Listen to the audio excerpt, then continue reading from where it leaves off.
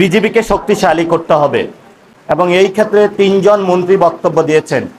স্বরাষ্ট্রমন্ত্রী সালাউদ্দিন সাহেব বলেছেন ওইখানে লেথাল উইপনে যে হত্যাকাণ্ড হয় এটা বর্ডার কিলিং না, কিন্তু উনি যে বক্তব্য দিয়েছেন এটা সত্য নয়, সেটা আমরা প্রত্যাখ্যান করছি।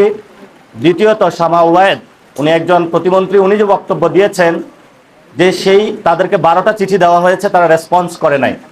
তা আমরা মনে করব যে রেসপন্স যদি না করে তাহলে পররাষ্ট্রনীতির ক্ষেত্রে আর একটু নতজানু থেকে সরে সঠিক পররাষ্ট্রনীতি নেওয়া, উদ্যোগ নেওয়া সরকারকে প্রয়োজন। ওই একটা চিঠিতে সাথে সাথে শেখ হাসিনাকে একটু ফেরত চাওয়া প্রয়োজন। লাস্ট যিনি ডক্টর জাহেদ একটি বক্তব্য দিয়েছেন, সেখানে উনি বলেছেন সীমান্ত হত্যা ভারতের আভ্যন্তরীণ বিষয়। আমরা সর্বতই এই বক্তব্য প্রত্যাখ্যান করছি, কারণ আপনার সীমান্তে যখন উত্তেজনা হচ্ছে, সেখান থেকে অবৈধ বাংলাদেশি বলে আমাদেরকে পাঠানো হচ্ছে বাংলাদেশে, তাহলে উনি যে বক্তব্য দিয়েছেন এটা শুধু ভারতের আভ্যন্তরীণ বিষয় নয়, এখানে বাংলাদেশের মানুষের জীবন সংগ্রাম, বাংলাদেশের সার্বভৌমত্ব জড়িত রয়েছে। এই সময়ে যদি কোনো রাষ্ট্র, সন্ত্রাসী গোষ্ঠী বা সন্ত্রাসী বাহিনী বাংলাদেশের সার্বভৌমত্বকে লঙ্ঘন করতে চায়, আমরা আমাদের সর্বোচ্চটা দিয়ে বাংলাদেশের মানুষকে নিয়ে ঐক্যবদ্ধভাবে আমাদের সীমান্ত রক্ষা করব। শূন্য রেখায় যেটা, সেখানে ধান ক্ষেতের মধ্যে ভারত পুশিন করতেছে বাংলাদেশে এবং খুবই মানবেতর জীবনযাপন করছে তারা, যেখানে তারা বাংলাদেশিদের কাছে খাবার চাচ্ছে, কেউ পানি চাচ্ছে। তো সেখানে আমরা যেটা দেখেছি, বাংলাদেশ সরকারকে আমরা অনুরোধ জানাবো বা পরামর্শ দিব, বিজেপিকে শক্তিশালী করতে হবে। আমরা ইতিমধ্যে দেখেছি আমাদের বিজেপিতে ড্রোন ডেপ্লয়মেন্ট হয়েছে, বিভিন্ন নতুন ভেহিকল, পেট্রোল কার ডেপ্লয়মেন্ট করেছে সরকার। প্রায় 60,000 বিজেপি বর্ডারে ডেপ্লয়মেন্ট হয়েছে। আমরা মনে করি সরকার আরও শক্তিশালী পদক্ষেপ নেবে, কারণ আমাদের বিজেপিকে যদি আমরা শক্তিশালী না করতে পারি তাহলে পুশিন রুখা আমাদের সম্ভব নয়। দ্বিতীয়ত যে বিষয়, আমরা পুরো বাংলাদেশের জনগণকে আহ্বান জানাবো যে সীমান্ত এলাকায় আপনারা বাংলাদেশের পক্ষ থেকে একটা মানব প্রাচীর তৈরি করেন। এই মানব প্রাচীর ভেদ করে যাতে ওই পার থেকে কোনো সন্ত্রাসী, স্মাগলিং অথবা যারা চোরাচালান করে বাংলাদেশের অভ্যন্তরে ঢুকে ক্রিমিনাল অ্যাক্টিভিটিস না করতে পারে, সেই ক্ষেত্রে আপনারা যথাযথ ভূমিকা নেবেন এবং আমরা আশা করব সরকার এই বিষয়ে উদ্যোগ নেবে। তবে আমি যেটা দেখে এসেছি, সরকারের ভূমিকা সীমান্তে খুবই অপ্রতুল এবং সরকার সীমান্তে নজরদারির ক্ষেত্রে খুবই স্বল্প ভূমিকা পালন করছে এবং এই ক্ষেত্রে তিনজন মন্ত্রী বক্তব্য দিয়েছেন। স্বরাষ্ট্রমন্ত্রী সালাউদ্দিন সাহেব বলেছেন ওইখানে লেথাল উইপনে যে হত্যাকাণ্ড হয় এটা বর্ডার কিলিং না, কিন্তু উনি যে বক্তব্য দিয়েছেন এটা সত্য নয়, সেটা আমরা প্রত্যাখ্যান করছি। দ্বিতীয়ত শামা ওয়ায়েদ, উনি একজন প্রতিমন্ত্রী, উনি যে বক্তব্য দিয়েছেন যে তাদেরকে 12টা চিঠি দেওয়া হয়েছে, তারা রেসপন্স করে নাই। তা আমরা মনে করব যে রেসপন্স যদি না করে তাহলে পররাষ্ট্রনীতির ক্ষেত্রে আর একটু নতজানু থেকে সরে সঠিক পররাষ্ট্রনীতি নেওয়া, উদ্যোগ নেওয়া সরকারকে প্রয়োজন। ওই একটা চিঠিতে সাথে সাথে শেখ হাসিনাকে একটু ফেরত চাওয়া প্রয়োজন। লাস্ট যিনি ডক্টর জাহেদ একটি বক্তব্য দিয়েছেন, সেখানে উনি বলেছেন সীমান্ত হত্যা ভারতের আভ্যন্তরীণ বিষয়।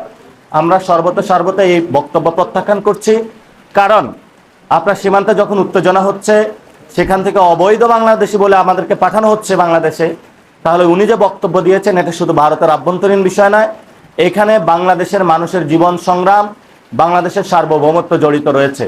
আমরা সরকারকে বলবো দ্রুত উদ্যোগ নেওয়ার জন্য এবং 32টা জেলায় ইনশাআল্লাহ একযোগে পুরো বাংলাদেশের সীমান্তে আমরা প্রতিবাদ সমাবেশ করব, মানব প্রাচীর তৈরি করব। বাংলাদেশ আবার দেখিয়ে দেবে 71 সালে যেভাবে আমরা বাংলাদেশের সার্বভৌমত্ব রক্ষার জন্য ঝাঁপিয়ে পড়েছিলাম, তেমনিভাবে এই সময়ে যদি কোনো রাষ্ট্র, সন্ত্রাসী গোষ্ঠী বা সন্ত্রাসী বাহিনী বাংলাদেশের সার্বভৌমত্বকে লঙ্ঘন করতে চায়, আমরা আমাদের সর্বোচ্চটা দিয়ে বাংলাদেশের মানুষকে নিয়ে ঐক্যবদ্ধভাবে আমাদের সীমান্ত রক্ষা করব। আসসালামু আলাইকুম। মর্যাদার ভিত্তিতে বাংলাদেশের স্বার্থ রক্ষা করে যাতে পররাষ্ট্রনীতির ভূমিকা পালন করা হয়, এই দাবিতে সীমান্ত হত্যা বন্ধ, পুশিন বন্ধ এবং স্বাধীন দেশের মর্যাদা সম্পন্ন পররাষ্ট্রনীতি বজায় রেখে কার্যকর ভূমিকা পালন করার দাবি, দ্রব্যমূল্য ঊর্ধ্বগতি সহ যেসব বিষয় আমরা বললাম, আইন শৃঙ্খলার উন্নতি সহ এই বিষয়গুলোকে দাবি আকারে সামনে এনে আমরা 2 দিন 2টা কর্মসূচি প্রণয়ন করেছি। একটা হচ্ছে আগামী 12ই জুন বাংলাদেশের সীমান্তবর্তী সকল জেলা এবং বিভিন্ন গুরুত্বপূর্ণ পয়েন্টে আমরা নাগরিকদের নিয়ে সেখানে প্রতিবাদ সমাবেশ করব 11 দলের উদ্যোগে, এবং 11 দলের কেন্দ্রীয় নেতৃবৃন্দ এসব প্রতিবাদ সমাবেশে অংশগ্রহণ করবেন, স্থানীয় নেতৃবৃন্দও সেখানে থাকবেন। আমরা জনগণকে আমাদের সীমান্ত রক্ষা, সীমান্তের মানুষকে রক্ষা, আমাদের স্বাধীনতার মর্যাদার সার্বভৌমত্ব রক্ষার জন্য আমরা সেই প্রতিবাদ সমাবেশের ডাক দিয়েছি আগামী 12 জুন। দ্বিতীয় কর্মসূচি আমরা পালন করব 15ই জুন, সেটা আমরা রাজধানী ঢাকায় বিক্ষোভের ডাক দিয়েছি।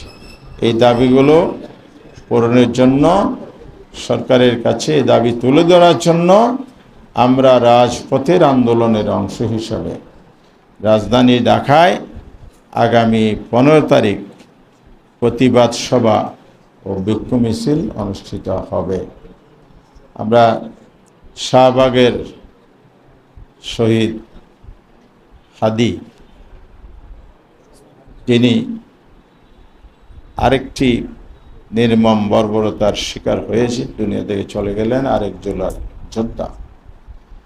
তো সে স্পটটাকে এখন শাহবাগ চত্বর, হাদি চত্বর হিসেবে এখন আলোচনায় আছে।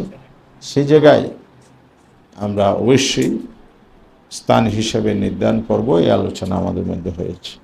আমরা এছাড়াও জনমত গঠনের কর্মসূচি হিসাবে বিভিন্ন জেলায় যে সেমিনার করা, রাজধানীতেও রাউন্ড টেবিল করা, এগুলোর সিদ্ধান্ত নিয়েছি।